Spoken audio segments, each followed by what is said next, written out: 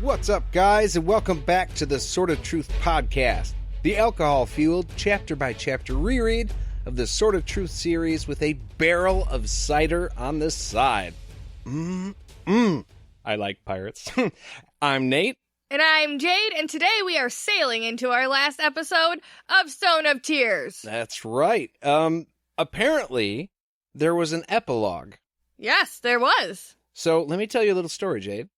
You told me that you wanted to do an episode on the epilogue. Happens after the book finishes, and I was like, yeah, cool. Yeah, that's like a we great should. idea. We'll go about our normal routine. We will each read and or listen to the chapter, and then we get together, right? Notes are done, and we do the episode. Yeah. Except there's no epilogue in the Audible version. So I was like, I don't know what she read, but I was like Pee-wee looking for my bike in the basement of the Alamo. It wasn't there. I didn't know what to do. I promise it existed. Yes, it did. So then I got home and I told her, and we found the Kindle version, and she's like, there it is, right there. But yeah, you don't get that if you just listen to the audiobook.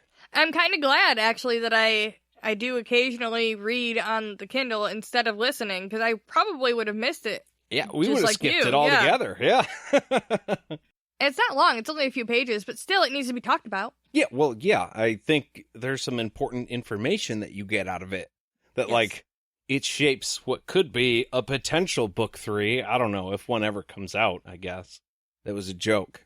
I'm sorry. I don't know Wow. why. My brain just went completely dead. I went to a whole different place.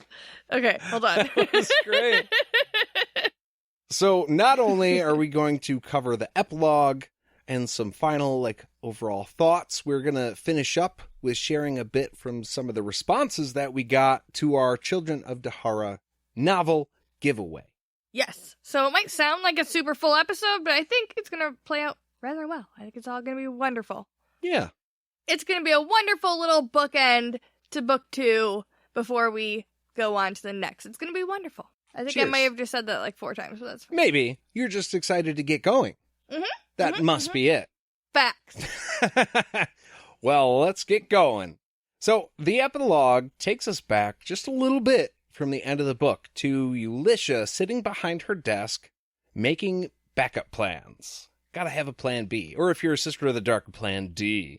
That was awful. I apologize. I appreciated it. Well, she's speaking to Captain Blake of the Lady Cepha, and she offers to double his asking price to ensure his loyalty. We know that she's talking about taking the sisters, getting on the ship, and leaving. Yeah. So this does eventually come to pass. Apparently she paid him very well because they are up to some nefarious shit. Yes. I also want to let everybody know that once Nate found out that there was a chapter in the Kindle, he proceeded to read it aloud and gave Captain Blake a pirate accent, and it was beautiful. I loved every second of it. So you all missed out on that. Well, you know, that was the exclusive Patreon level 11, which isn't posted on the website. You just have to know about it. And you also have to be my wife to hear it. So, sorry, it's pretty exclusive club. It was a joy. Are you kidding? I've been waiting to do that voice for a long time. I was like, I finally have an excuse. I missed Talk Like a Pirate Day altogether. So that was a real bummer. Yeah, that's sad. But next year. Oh, next year. Whole podcast in pirate voice. So on top of paying for Blake's loyalty and silence, Elisha gave him money so that he would be ready and waiting whenever she's ready to go. Yeah. Well, you know, she's AISing him. Yeah. She's ready to go. You better have your ass in that seat. So he's gonna have like a whole pirate ship crew full of people just waiting on this bitch. Just hanging out, Yep. waiting for him to show up. Yeah. Well, okay, part of this might be a grand entrance. It's not beyond me that she's getting onto a ship most likely sailed by a whole big group of men. Yeah, I mean, at least in our world, that's the perception of pirates or Yeah. people on the sailors in general. Yeah, in general. And I mean, she's getting on there with at least a couple sisters that are pretty good looking. and she's about to make a spectacle of herself getting on the ship. So, I mean, who's to say what that's for? But I think she's planning it. Like, it's a late arrival. Everybody will be there. Everybody will be ready. Then they show up. Okay, now we can go. You're waiting on me. It would be a spectacle to the men on the ship, but Right. it's still going to be like a secret to everybody else. Like, they're still going to go, like... Yeah, they don't know what's going on, but to the dudes on the ship, Yeah. like, these people are important. Captain's Okay. obviously waiting on them. Yeah, like power play type shit. Oh, yeah, it's definitely a power move. Yeah. Like, don't fuck with me. We are in charge. You are waiting on me. And we may or may not be evil. Who's to say? So, Blake said that he isn't excited to take her where she wants to go, but the ship has made it there before. He then asks her how many ladies are going to come with her because he's got to make accommodations, you know? It still seemed like a weird question to ask. No, not really, because he is taking on passengers. But he's like, how many ladies will you have with you? Keep in mind that you're the one that read this part. Out loud, it would. That's true. That wasn't the pirate voice, by the way. No, it wasn't. But he does grin a little bit weirdly during the conversation, so maybe that's why it gave he knows you that what impression. he's asking. Yeah. But yeah, no, I don't think it's super weird. He's got to figure out how much food to bring, how many beds to have. Like, it makes sense. It's like a veiled question. It's innocent enough at the surface level. Yeah. Like he is, like you just said, he's making accommodations. He's taking passengers. He needs to know how many people he can plan on. But the way he said it, the weird little smile, he's like, bringing on a whole bunch of ladies, huh? Well, okay. Where do you want to go? Just tell me how many you got. And hey, I've been a captain for a bachelorette party, so I understand that sometimes it takes work. Yeah, maybe he just wants to make sure he can corral them all when they're drunk and peeing in the right, water. exactly. Like, how many are we talking about? 6? Fuck. Okay. I'm gonna need an extra guy. I'm gonna have to be counting heads all the time. Right. No shit. Are you gonna be swimming? This gets a whole lot less complicated if nobody swims. Just assume if they're in the water, it's a bad thing, and we'll waist deep deal with it only. Then. I'm sorry, but you've already had 3 beers. You gotta wait it. Waist deep is deep enough for them. Yeah, really. If you've had enough. It cools you down, it lets you pee if you need to, and we can still see your faces above water, so it's all good. So, Elisha is already not happy with Liliana at this point. She's untrustworthy, and now everybody knows who she is. Remember, she took her hood off in front of the other 5 sisters. That's like a dumbass. Yeah, that's like a dumbass. Well, that's like telling your real name in Reservoir Dogs. Yeah. That's the perfect thing to compare it to, because nobody knew each other's names. You were Mr. Now, they saw faces. Yeah. But you were Mr. Blonde, Mr. Pink, Mr. Blue, like that. And that was it. You couldn't rat on anybody because you didn't know who they were. And this is like, it's the perfect thing. They've never seen each other. Yeah. So they couldn't rat on each other, except Liliana takes her hood off. Everybody knows who she is. Now she is a loose thread. Yeah, she's a wild card. She's a loose cannon, man. Right. Which is never good. I mean, if you've seen Reservoir Dogs, you know how that ends up. But so she doesn't take Liliana with her because she's like, I don't trust this one. And when this happened in the book, okay, this is before Liliana died. Yes. I mean, yeah. So Elisha doesn't know that she's already dead, even though she's planning on not taking her with. This is post Verna and Prelate's talk about the Sisters of the Dark, but pre-Liliana Richard Wood's craziness. You mean when, Pasha kills Perry? That also happens when he comes back. After that too.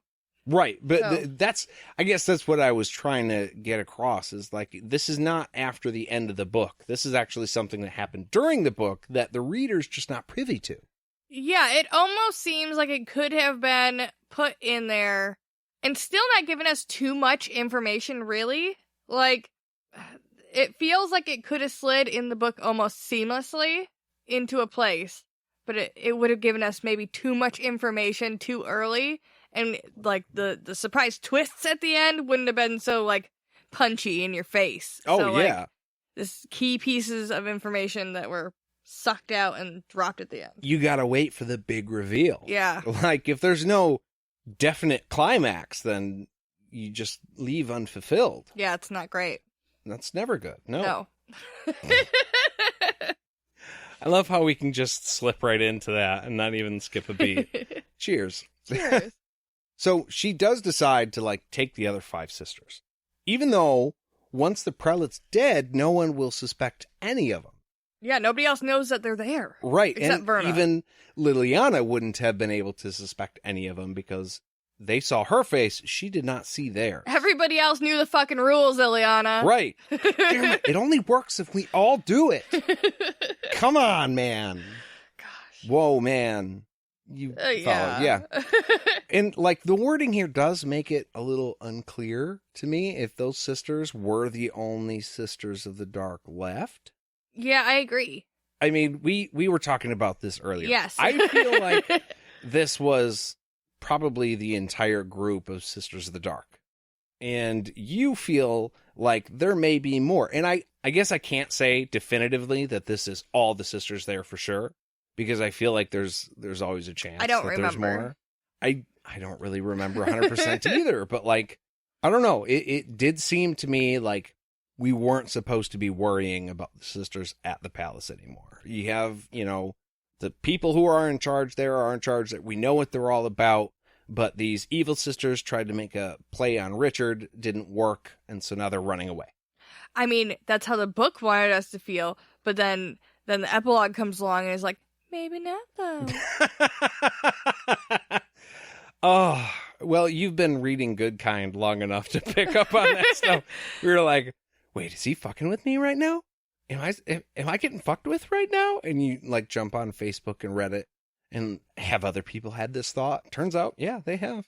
Well, they have. It's because she mentions not taking all of them, and then she says she's going to take 5 of them, even though they're not suspected anymore. Now, we know that for sure she's planning on leaving Liliana there. So Yeah. there's for sure going to be 1 left. So this could be alluding to her, but I don't know.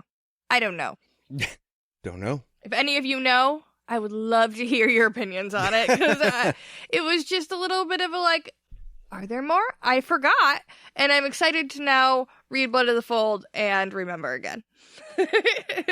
So then Blake asks why they want to go around the barrier, and Elisha basically tells him to fuck off. No, this was great. No, okay, what she did is she bought his silence. Me answering questions is not part of this deal. Like, I'm paying you to do a thing. That's all you need to know. Yeah. And I mean, that gives credence to my, I don't know if I used that word correctly, but like my theory earlier about her showing up last on the ship with all the other sisters. It's a power play. She's making sure this dude, even by paying him extra, is going to do what they want. Yeah, there's no questions. And, like, at this point, she is already pushing him around, kind of. She's like, I gave you that money. That was our contract, was signed, sealed, there. You are not to ask me any more goddamn questions. And if I think you crossed the line, my invisible lines that I've drawn, I'm maybe gonna skin you alive. I'm so blown away by the fact that you didn't say delivered, because I was waiting for it. I thought that would be a little too on the nose. I'm yours. Yeah, no, I can't sing. That was terrible. Don't listen to that. You're fine. So Elisha dismisses Blake, Cotton Blake, and pulls out a second Dakra. She has to have someone take Richard out, and it has to be somebody who's disposable. Obviously, we know that this is Pasha. That bitch. Now, I missed it. Jade had to point this out to me because it went right over my head. It went over my head until I pointed it out to you, like literally that moment. Yeah. She's like, well, obviously, this is when Elisha decides she's going to give Pasha the Dakra, and that is how Pasha ends up